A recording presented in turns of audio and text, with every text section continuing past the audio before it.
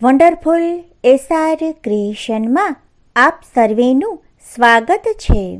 આજે આપણે જોઈશું ચૈત્ર અમાવાસ્યા ક્યારે છે, 28 માર્ચ કે પછી 29 માર્ચ. શું કરવાથી પિતૃઓના આશીર્વાદ મળે? ઉપવાસ કરવો કે પછી એકટાણું કરવું? મિત્રો, વિડીયો પસંદ આવે તો લાઈક, શેર અને ચેનલને સબસ્ક્રાઈબ જરૂરથી કરશો. પંચાંગ અનુસાર મહિનાની 30મી તિથિ અમાસ હોય છે. આ અમાસના દેવ પિતૃદેવ છે, માટે પિતૃઓના આત્માની શાંતિ માટે દાન પુણ્ય કરવું જોઈએ.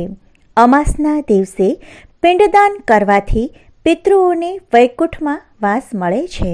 ચૈત્ર મહિનાની અમાસ ખૂબ જ મહત્વપૂર્ણ છે, કારણ કે હિન્દુ સંવત્સરનો અંતિમ દિવસ હોય છે અને ચૈત્ર મહિનાના પ્રથમ દિવસથી જ નવું વર્ષ શરૂ થઈ જાય છે.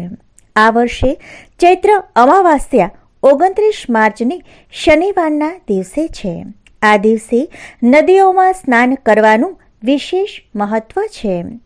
પંચાંગ મુજબ ચૈત્ર અમાવાસ્યા તિથિ 28 માર્ચ 2025ને સાંજે 7:55 પર શરૂ થશે અને 29 માર્ચ 2025 બપોરના 4:27 પૂર્ણ થશે.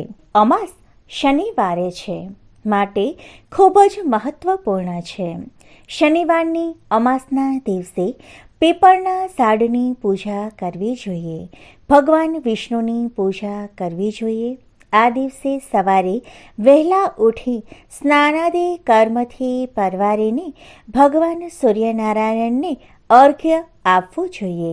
ત્યારબાદ મંદિરમાં પૂજા કરવી, ઘરની વ્યવસ્થિત સફાઈ કરવી, ગરીબો અને બ્રાહ્મણોને ભોજન કરાવવું જોઈએ.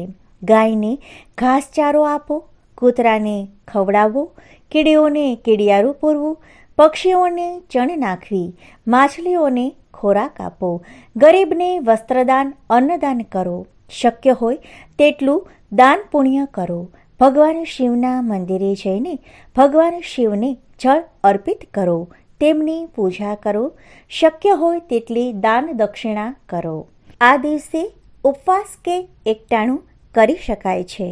મિત્રો, વિડીયો પસંદ આવે તો લાઈક, શેર અને ચેનલને સબસ્ક્રાઈબ જરૂરથી કરશો. આભાર.